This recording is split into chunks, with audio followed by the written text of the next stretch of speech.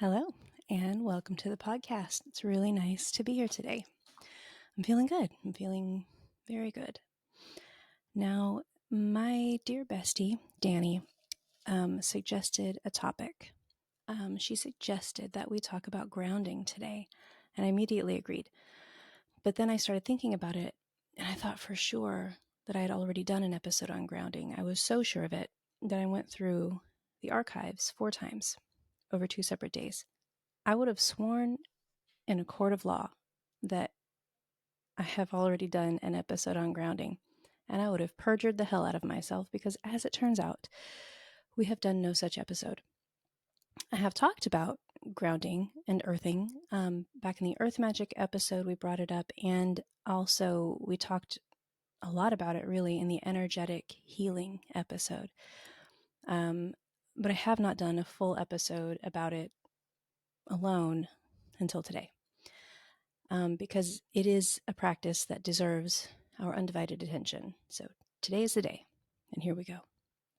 Now, earthing or grounding is, in essence, just standing or sitting mindfully on the bare earth, in the sand, on the beach, on the banks of a river, in the forest, in your backyard, standing out on a boulder, on a fallen log, in the woods, etc. Just sitting or standing on a natural surface and allowing the unwanted heaviness and unwanted energies that we carry around day in and day out. It just allows them to be carried out of us and away into the earth. And then simultaneously, it allows fresh, rejuvenating energy from the earth to fill us back up. Now, as we said in the energetic healing episode, the theory behind this practice is that the earth is really an enormous superconductor of free electrons. And this direct contact with the earth allows our bodies to take up the free electrons, which do some sort of battle against, the free radicals in our body, and then we release them. And what does this mean precisely? I don't know. I am not a scientist. I just know that when I spend time outside or in my garden, with my hands in the dirt, touching the earth, touching the soil, or even just playing with the dogs, barefoot in the grass, it's so healing and it feels like nothing else. Now, proponents of this practice assert that it can help lower blood pressure and normalize hormonal imbalances and reduce stress, and on and on. I don't know whether that's demonstrably provable or not. All I know is that it feels better than almost anything. It's so invigorating.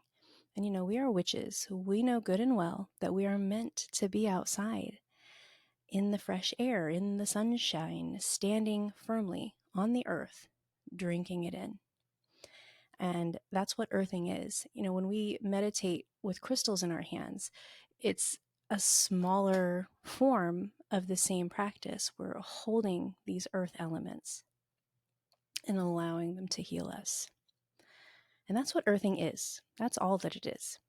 But we are also going to talk today about pairing this practice, combining it with grounding exercises that we get from, psychiatrists and therapists and counselors. And the reason that I felt called to sort of go this route with this topic in this episode today is because recently, for reasons unrelated to this podcast, I was looking up statistics around anxiety and depression.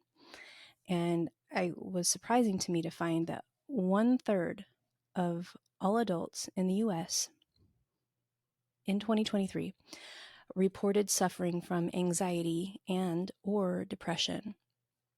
And that number is staggering.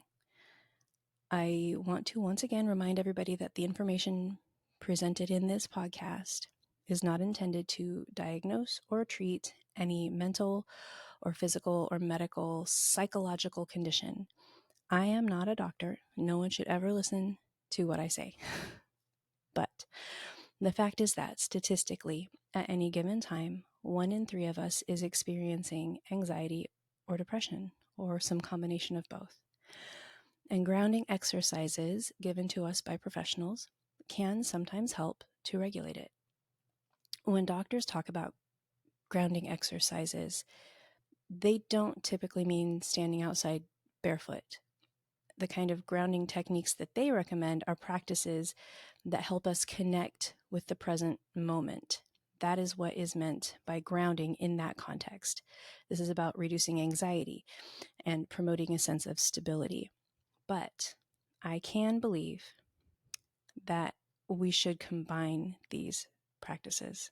I feel like there's a lot of room for improvement with just one or the other. So with that in mind, let's go through some of the grounding practices that are accepted by the medical industrial complex and kind of consider how we can incorporate earthing into them. And the first one is meditation. Now, there are so many guided meditations available online that focus on grounding, on being present in the moment, on, sort of stepping back when we feel very overwhelmed. These meditations use visualization and relaxation techniques, and they help us connect with our roots and find that stability. Now, we would obviously combine that with earthing by doing this outside, preferably sitting on the earth, in the dirt, on a rock, in the grass, under a tree, touching a tree, leaning against a tree, in the sunshine, would be a wonderful way to combine both of those for a little extra kick. And then the next method is body awareness grounding, which is where we would sit or lie down comfortably. Again, preferably we would be outside in the earth to do this. And then just close the eyes, take a few deep breaths, focus on the sensations in our body where it meets the ground, so our feet or our bottoms, or if we're laying down, it would just be the whole back of our bodies. And then we imagine roots extending from our body into the earth, anchoring us, holding us. We feel the support of the ground beneath us, and then just stay in this awareness for a few minutes. This method is really easy to combine with earthing. We just do it outside. Now, another method is called 5 senses grounding, which is where you name 5 things that you can see around you, and then you identify 4 things that you can touch or feel. One of those 4 things that you would identify if we were outside is the ground beneath us. Then we acknowledge 3 things that we can hear, and then we notice 2 things that we can smell. And then we taste something, even if it's just a sip of water, to incorporate that sense as well. And this is a practice that's commonly recommended for people who suffer from anxiety attacks. It gives the mind focus. It gives this focal point. It gives the mind some other kind of task to complete, and it just helps kind of pull us back away when we're just kind of too close to the edge there.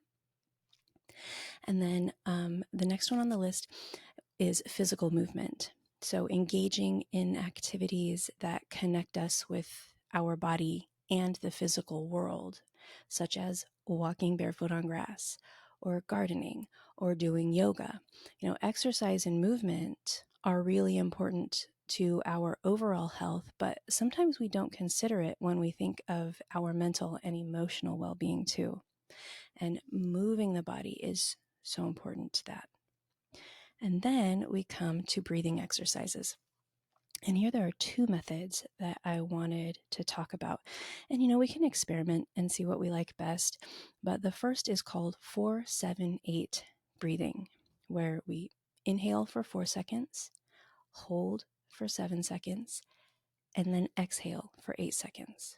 And we repeat this cycle a few times. And the purpose here again is that, focusing on the breath just helps us it helps to pin us in the present moment, and it gives us something to concentrate on, aside from our spinning thoughts.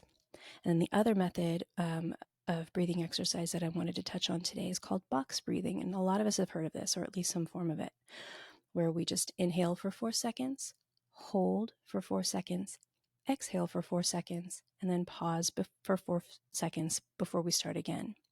And then the reason that it's called box breathing is because we imagine tracing a box with those breaths and the pauses. And this blends focused breathing with visualization, and it gives the mind a very clear anchor and focal point so that we can kind of, coax ourselves back out of this spiral. So in for 4 seconds, 1, 2, 3, 4. Hold for 4 seconds, we go across, and then down for 4 seconds. We're bringing the other side down to the base of the box, and then back across for 4 seconds to hold. Love breathing exercises. They're really great. And then, visual anchors. This is a really cool method because you find an object in the environment and you study it closely. Pay attention to texture, the color, the shape.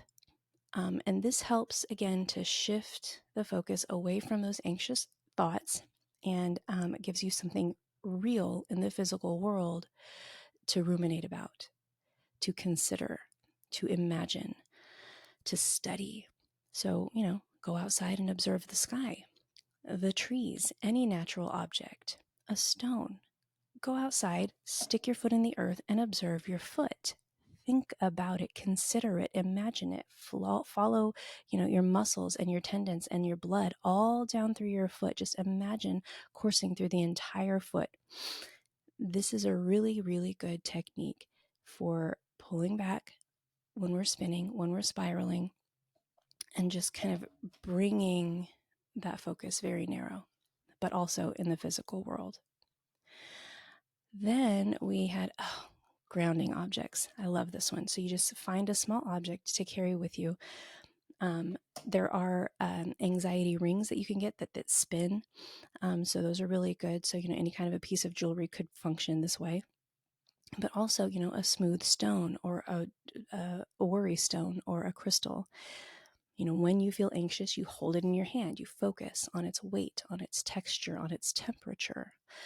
And now this is where I would usually recommend a few stones that are really conducive to grounding. But the cool thing about stones is that they are already literally from the ground. And so any stone or crystal that you like and that resonates with you and that feels nice in your hands is going to work very well. But with that said, there are a few stones that are especially good for reducing anxiety and increasing feelings of peace and well-being, such as blue apatite, blue tourmaline, garnet, malachite, turquoise, and amber. And then next on the list is mindfulness walking. Take a slow walk around the block, around the neighborhood, around your house, and pay attention to each and every step. Feel the ground beneath your feet. Notice the rhythm of your walking, the way that your arms swing. Observe your surroundings.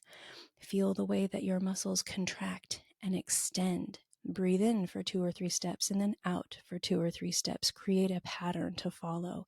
Give your mind something to focus on that's real, that's here and now, that's in the physical world, and stop those ruminating thoughts. Now, we should remember that grounding techniques vary, and what works best for me may not work for you. What works best for you may differ from someone else. Experimenting with different methods to find what resonates with us best is really the point here. Anxiety is our body's reaction to a threat to our well-being. Without anxiety, we would not react when we are in danger, and we likely wouldn't be alive today without it. So anxiety is not the enemy per se. The problem is when we start experiencing a level of anxiety that's way beyond what a particular situation calls for, or just a constant generalized level of anxiety that we carry with us throughout the day. Experiencing, intense, excessive, and persistent worry about fear and, just about everyday situations is really damaging to our mental health. It's damaging to our physical body. It increases our blood pressure. It increases the heart rate, makes us work harder internally. Anxiety disorders can involve repeated episodes of sudden feelings of intense anxiety or fear or terror that can, culminate and reach a peak within minutes, thereby triggering panic attacks. But even without all of that, just carrying that generalized mid to low level anxiety with us all the time causes those stress reactors to really, they overwork. That's not medical terminology there. So again, please don't write to me. This can interfere with our daily activities. It can interfere with our relationships. These become difficult to control, and they're out of proportion to the actual danger that we may or may not even be in. We might begin to avoid places or situations where we know we might feel these feelings. And yes, I understand this is a very common affliction, but we, witches, tend to be very sensitive to outside energies. And we are at least as likely as the general population, if not more, to find ourselves affected, whether it manifests as anxiety or depression or something else entirely. So it just makes sense to use not only, these proven exercises, but also our own witchcraft practices to include grounding and earthing to help ease us. So I hope that we all enjoy the full moon tonight. I hope that we find peace amid the very potent new moon energy and Gemini season, which is playful, but can also make us feel a little unsettled, pulled in different directions, just sort of feeling all the things at once. So thank you very much for joining me today, and have a lovely weekend. My name is Eli Rowe, and this has been the Middle-Aged Witch Podcast.